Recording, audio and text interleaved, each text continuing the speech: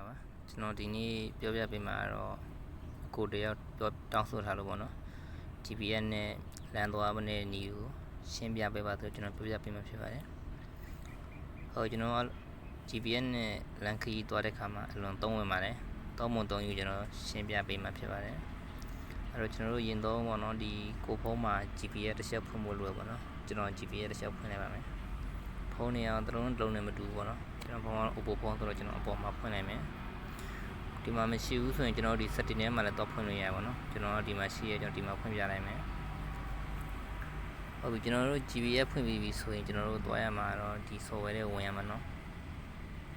ဒီ map ဆိုတော့ဒီ software ပေါ့နော်ဒီပုံလေးနဲ့ပေါ့နော်ဒီကောင်နဲ့တစ်ချက်ဝင်လိုက်ပါနော်ကျွန်တော်ဒီကောင်နဲ့တစ်ချက်ဝင်လိုက်ပြီဆိုရင်တော့ဒီမှာကျွန်တော်တို့လက်ရှိပေါ့နော်ဒီထဲကိုဝင်လိုက်ပြီဆိုရင်သူဒီပြရောင်လေးပြရင်ပေါ့နော်ဒီလိုမျိုးလေးပြနေပေါ့နော်ဒါကတော့ကျွန်တော်လက်ရှိ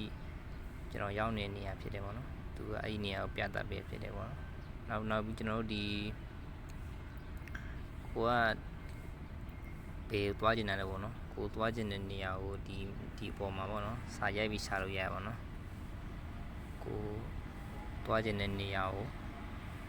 အင်္ဂလိပ်လိုရိုက်ရှာလို့ရပါတယ်ထိုင်းနိုင်ငံကျွန်တော်လက်ရှိထိုင်းမှာပေါ့နော်ကျွန်တော်ဥပမာအနေနဲ့ကျွန်တော်ဒီဘန်ကောက်ကိုပဲကျွန်တော်ဥပမာပြရအောင်နော်ကျွန်တော်ဘန်ကောက်ကိုပေါ့နော်ကျွန်တော်နေရာကနေကျွန်တော်ဘန်ကောက်ကိုသွားမယ်ဆိုရင်ကျွန်တော်ဒီလိုရိုက်ချလိုက်ပါဟုတ်ပြီကျွန်တော်တို့ဒီလိုရိုက်ချပြီးပြီဆိုတော့ကျွန်တော်တို့ဒီဘန်ကောက်ကိုသွားတော့မယ်ပေါ့နော်သွားတော့မယ်ဆိုရင်ကျွန်တော်တို့ဒီကောင်လေးကိုတစ်ချက်နှိပ်လိုက်ပါနော်ကောင်လေးပေါ့နော်ကောင်လေးကိုနှိပ်လိုက်ကျွန်တော်ဒီကောင်နှိပ်လိုက်ပြီးဆိုတော့သူဒီမှာပြရပါတော့ကားနဲ့သွားမယ်ဆိုရင်သူပြောရဒီမှာ sorryကားနဲ့သွားမယ်ဆိုရင်သူဒီမှာတနာရီနဲ့48မိနစ်လောက်ကြာမယ်ပေါ့နော်ဒါကားနဲ့ပေါ့နော်ကျွန်တော်ဒီမှာဆိုင်ကယ်နဲ့သွားမယ်ဆိုရင်သူဒီမှာ2နာရီကြာမယ်ပေါ့နော်သူပြပေးထားတယ်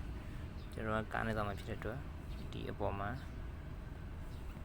ဒီနေရာမှာကားကိုပဲရွေးထားပေးပေါ့နော်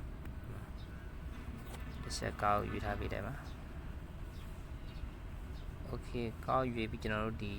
စပြီပေါ့နော်ကျွန်တော်တို့သွားမယ်ဆိုရင်ပေါ့နော်သွားမယ်ဆိုရင်ဒီ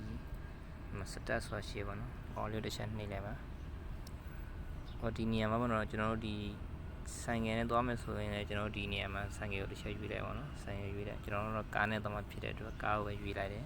။ပြီးရင်ကျွန်တော်တို့ဒီပြီးရင်ကိုသွားရမယ်ဆိုရင်ဒီမှာစတက်ဆိုတာလေးနှိပ်လိုက်ပါနော်။ဒီမှာစတက်နှိပ်လိုက်ပြီ။ Okay စတက်နှိပ်ပြီဆိုရင်ဒီမှာသူဒါစပြီးသွားပြီပေါ့နော်။ကိုသွားပြီဆိုတာနဲ့မြေပေါ်ကိုလမ်းပြပေးမယ်ပေါ့နော်ကိုပေနေရရောက်နေပြီဆိုတာကိုသူဒီမှာအတန်နဲ့လည်းသူပြောပြပေးရပေါ့နော်ဒီကောင်လေးဖွင့်တာပေါ့နော်ဒီ speaker လေးကိုတစ်ချက်ဖွင့်တာပေါ့နော်ကောင်လေးမပိတ်ထားနိုင်ပေါ့နော်ဒီကောင်လေးဖွင့်တာပါဖွင့်ပြီးသွားပြီဆိုရင်သူလမ်းတွေကိုဘယ်ရှိုးရမယ်ညာရှိုးရမယ်သူပြောပြပေးရပေါ့နော်ကိုကသူပြောတဲ့အတိုင်းသွားရုံပဲကျွန်တော်တို့ဒီနည်းတိုင်းပဲ GPS ကိုအလွယ်တကူသုံးပြလို့ရရပါတော့။ Okay ကျွန်တော်ပြန်ပိတ်လိုက်မယ်နော်။ Okay ဒီလောက်ပဲပေါ့နော် GPS ဒီလောက်ဆိုရင်အသုံးပြုတတ်မယ်လို့ထင်ပါတယ်။ကိုသွားချင်တဲ့နေရာကိုဘန်ကောက်မှမဟုတ်ဘူးပေါ့နော်။ကိုပင်ရသွားချင်တဲ့နေရာကိုစာရိုက်ပြီးရှာလို့ရတယ်လို့ကိုတငယ်ချင်းနေရာ Messenger ကနေပို့လာလို့ရှိရင်လည်းGPS ထဲဝင်ပြီးတော့ခုနကကျွန်တော်ပြောတဲ့အတိုင်းပဲဝင်ပြီးတော့ဒီမှာသွားလိုက်ရအောင်ပဲပေါ့နော်ဟုတ်ကဲ့အားလုံးစင်ပြေကြပါစေ